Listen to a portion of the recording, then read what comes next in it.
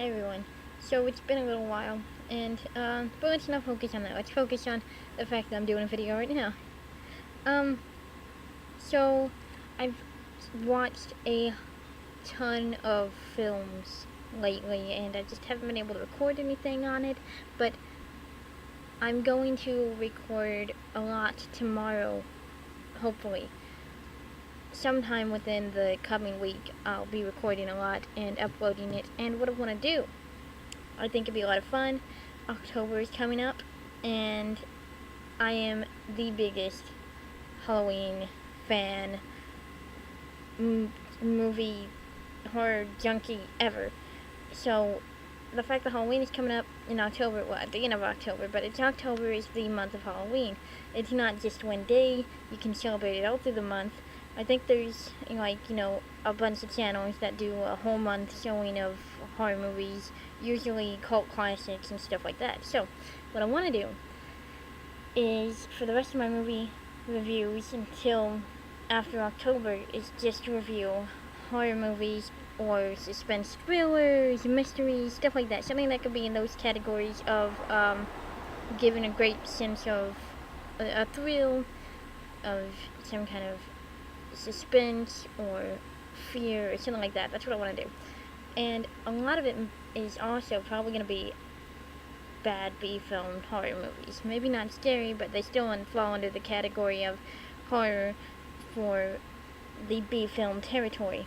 And what I'm going to start with today, let's just start off with a bang, because it's the end of September. I'll just start now and go off until the end of October with horror movies, B-films, thrillers, yada yada. So, let's start with a good one. Let's start with Knucklebones. Knucklebones is I believe, 2016 B-film horror movie. So this year, I could be wrong on the year, but I think it came out this year. And what Knucklebones is a it starts in back in the days of the Nazis, I believe, at the very beginning, and then it goes to present day, I believe, and the past scene at the beginning doesn't last very long. But what it's about is this girl gets dumped by her boyfriend and tries to kill herself over it, because, that's a natural reaction, why not? And then her best friend comes to try and cheer her up, get her out of the house, get her to feel better. So they, with 3 other people, go out to this abandoned facility and decide to, get drunk, party, have fun, and then they find a board game for summoning a demon. So, here's my question. If you find a game that says, hey, play this to summon a demon, this isn't a game. This is summoning a demon. This is what I think I've gone on a rant about it before, but the Ouija board, that's literally a Ouija board. That's what they're for, basically. It's communicating with spirits that have passed on and stuff. And it's not for kids. It's labeled as a game, but it's not for kids. And I don't trust it, and I don't touch it, and I'm never gonna mess with a Ouija board ever in my life, ever. But back to the movie, they decide to try and summon the demon, Knucklebones. And funny enough, you play it because how you do it is the dice that's in the game are human knuckle bones, and you have to roll the bones while rhyming. It has to be a 2-line rhyme for summoning the demon, and you have to say a good rhyme with a good roll, and that should summon Knucklebones. And the proper way to do it is Knucklebones, Knucklebones, blood runs red. Knucklebones, Knucklebones, wake the dead. And then you roll, and if it's a good roll, you summon Knucklebones, and then bad stuff happens. Knucklebones is a evil, terrible, nasty demon that just murders. So obviously, a lot of people are gonna die in this movie. But some of my favorite parts in this film is there is a scene. Oh, spoilers, by the way.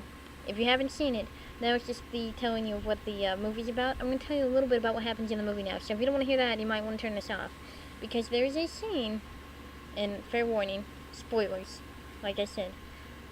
Now, if you're still watching, there's a scene, and it's one of my favorite parts in the whole movie, where Knucklebones is taking a chainsaw, I believe. It's either chainsaw or a knife, I can't remember. But either way, he's cutting this woman in half, like through her stomach and up in half. And you can tell, it's so funny, that it's like one of those things where it goes under the arm to pretend that you're getting stabbed and stuff, and it's so great. It's like my favorite thing I've ever seen. This is the kind of movie we're dealing with.